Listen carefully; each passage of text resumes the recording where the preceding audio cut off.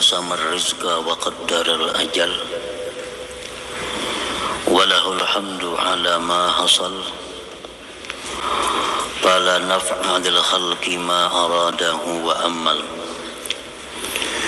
أشهد أن لا إله إلا الله وحده لا شريك له عز وجل وأشهد أن سيدنا محمدا عبده ورسوله المرسل اللهم صل وسلم على سيدنا محمد الناهي عن البخل والكسل وعلى آله وصحبه وذريته وأتباعه إلى يوم الحكم والفصل أما بعد. Yang kita hormati dan kita cintai para habaib, para alim ulama dan para muhibbin, hadirin hadirat rahimakumullah. Pertama-tama terlebih dahulu kita memanjatkan puji syukur kehadirat Allah Subhanahu wa ta'ala yang mana selalu mengumpulkan kita di tempat yang penuh berkah dan rahmat ini. Salawat dan salam kita haturkan kepada junjungan kita Nabi besar Muhammad sallallahu alaihi wasallam dan kepada seluruh keluarga, para sahabat, zuriat dan pengikut beliau. Para muhibbin rahimakumullah, anta hurrun mimma anta anhu ajisun wa abdun lima anta lahu tami'un, yang artinya engkau adalah merdeka, engkau bebas daripada sesuatu yang adalah engkau dari sesuatu itu tidak berhajat, tidak bergantung, dan engkau adalah budak, engkau adalah budak bagi sesuatu yang adalah engkau bagi sesuatu itu mengingini atau tamak.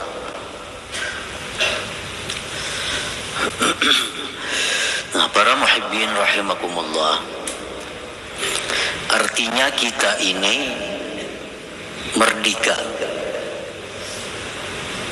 Arti merdeka itu tidak terkekang, bebas daripada sesuatu yang kita tidak memerlukan kepada sesuatu itu. Nah, kita kada perlu lawan sesuatu itu, maka kita bebas daripadanya.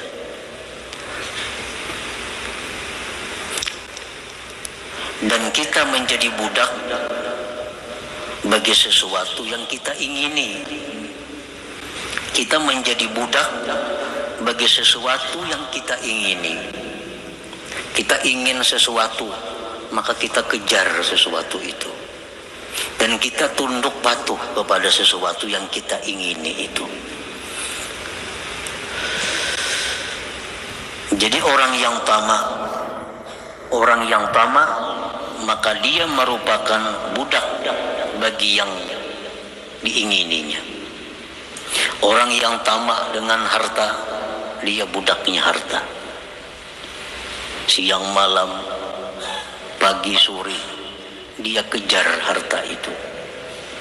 Orang yang tamak dengan jabatan, dengan kedudukan, siang malam dia kejar kedudukan itu sampai dia dapatkan kedudukan itu. Nah, itu adalah hambanya, budaknya kedudukan, budaknya harta. Tamak itu adalah sesuatu ketergantungan kepada selain Allah dan senang tenang dengan selain Allah, disebut tamak. Termasuk di dalamnya adalah rakus, tidak merasa cukup dengan yang telah diberikan oleh Allah Subhanahu wa ta'ala.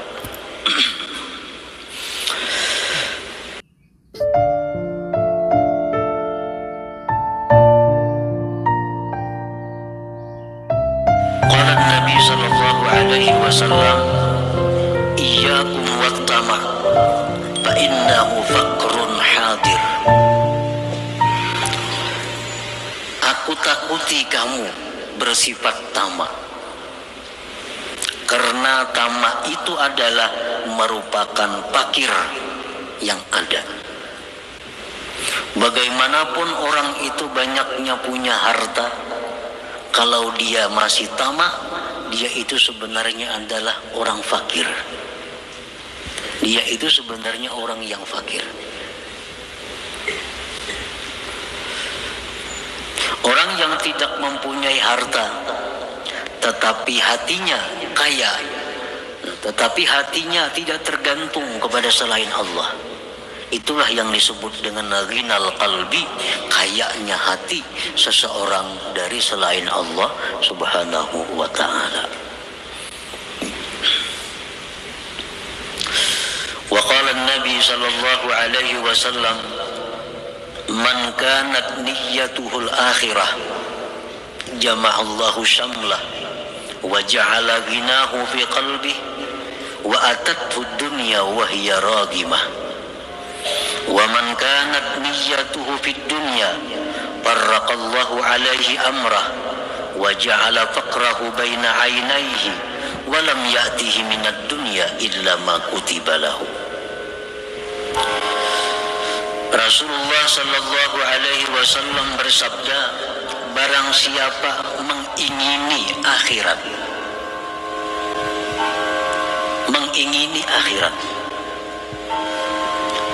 orang ini ingin menjadi hambanya Allah, orang ini ingin dapat keridhaan Allah, orang ini ingin masuk surga. Itu yang diingininya.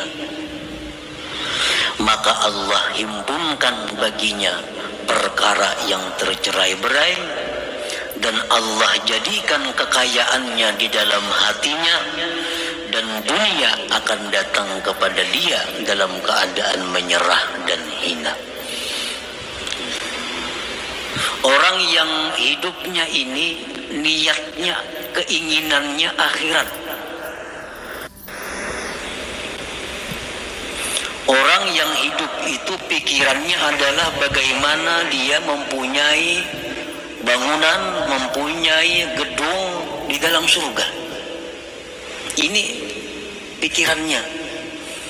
Orang ini berpikir, berkeinginan bagaimana caranya supaya aku punya gedung yang megah tapi di surga.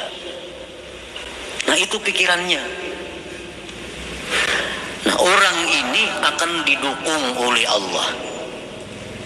Segala urusan-urusan yang tercerai-berai menjadi satu, menjadi mudah.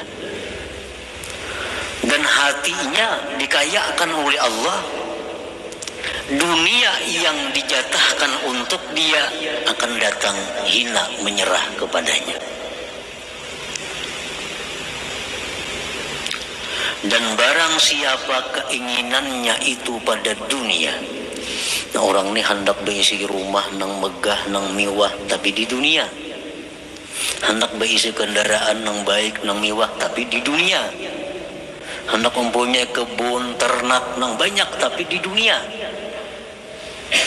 farraqallahu alaihi amrah, Allah cerai-beraikan atasnya urusannya. Dan Allah jadikan kefakiran di hadapan matanya, dan tidak datang kepadanya dunia kecuali yang sudah ditetapkan baginya. Jadi artinya orang-orang yang mengingini duniawi ini akan selalu sibuk karena urusannya tercerai-berai, dan selalu merasa fakir, merasa kada cukup. Dan dunia yang diberikan Tuhan kepadanya kada berubah daripada apa yang ditetapkannya di dalam Lauhil Mahfuz di masa azali dahulu kala.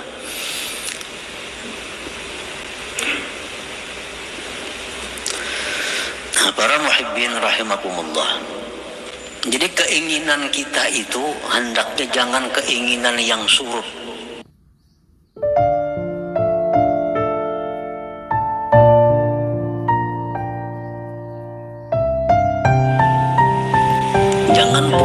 keinginan rendah. Kalau kita hendak kepingin punya gedung, tapi di dunia itu keinginan rendah. Yang kita ingin itu ya sesuatu yang murah. Yang kita ingin sesuatu yang binasa, yang hancur.